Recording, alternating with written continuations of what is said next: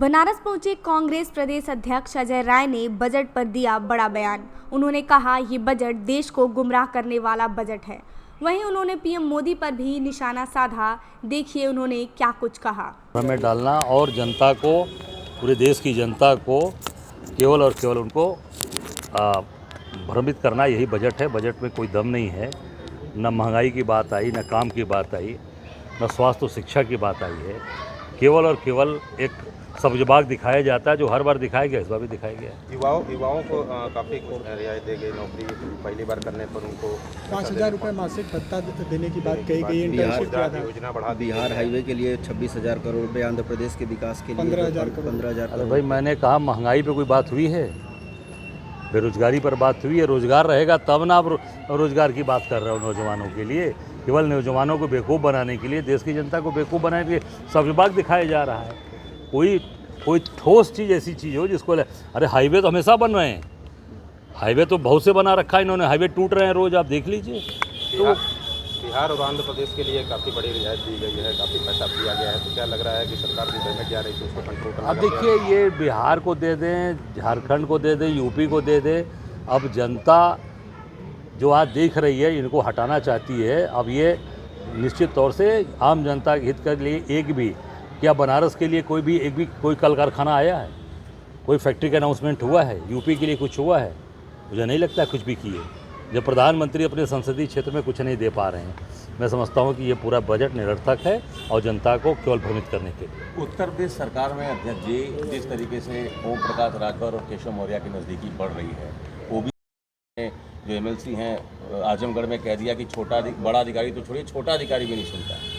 नहीं, वो तो लगातार इनके लोग बोल रहे हैं। उसका कारण है कि जो आज जो सरकार चल रही है, जिस तानाशाही तरीके से सरकार चल रही है। आपने कल एक देखा, इनके आदेश को, जो आदेश था कि आप होटल और ढाबों पर नाम लगाइए, माननीय सर्वोच्च न्यायालय ने उसको रोक लगाई है। हम सब लोग स्वागत करते हैं। तो ये केशव मौर्य और प्रकाश राजभर, देखिए ये पूरी तरीके से सत्ता के लिए लालायित है। आम जनता में ये मैसेज चला गया। पहले ये था कि भाजपा के लोग सत्ता के लिए नहीं लालायित हैं, ये व्यवस्था परिवर्तन करने आए हैं। ये व्यवस्था परिवर्तन नहीं करने आए हैं, ये सत्ता की मलाई काटने आए हैं। अब वो जनता समझ चुकी है और मलाई इनको जनता जो इनके हाथ से ले चुकी है।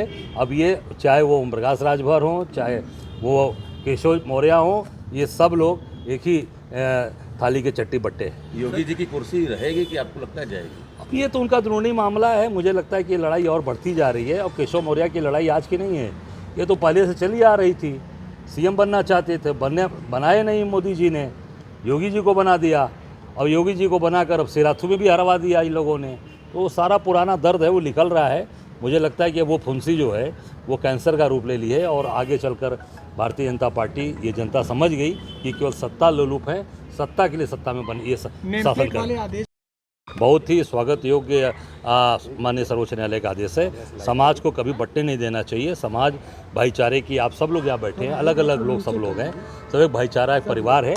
मिलकर ये समाज काम करता है। समाज में कभी विघटन नहीं होना चाहिए। सर कृषि को लेकर के, किसानों को लेकर के बड़ा उम्मीदें थी बजट से। इस बार जो है 1.5 लाख करोड़ रुपए कृषि सेक्टर में दिया गया है। नहीं, कृषि सेक्टर में आप देखिए, कोई भी खाद का दाम कम हो रहा हो, बीज का दाम कम हो रहा हो, सिंचाई की व्यवस्था पे कुछ दिया हो, ट्रैक्टर पे दिया हो, जितने भी हमारे समझ से जितने भी खेती में सामान जो भी लगते हैं, जो भी मशीनें लगती हैं, किसी पे मुझे लगता है कि कोई भी छूट और कोई भी रियायत नहीं दी गई।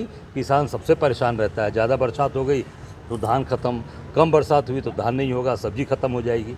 किसान सबसे परेशान रहता है। जो मूल है, इस देश का बैकबोन है, उसको सबसे ज़्यादा सुविधा देना चाहिए।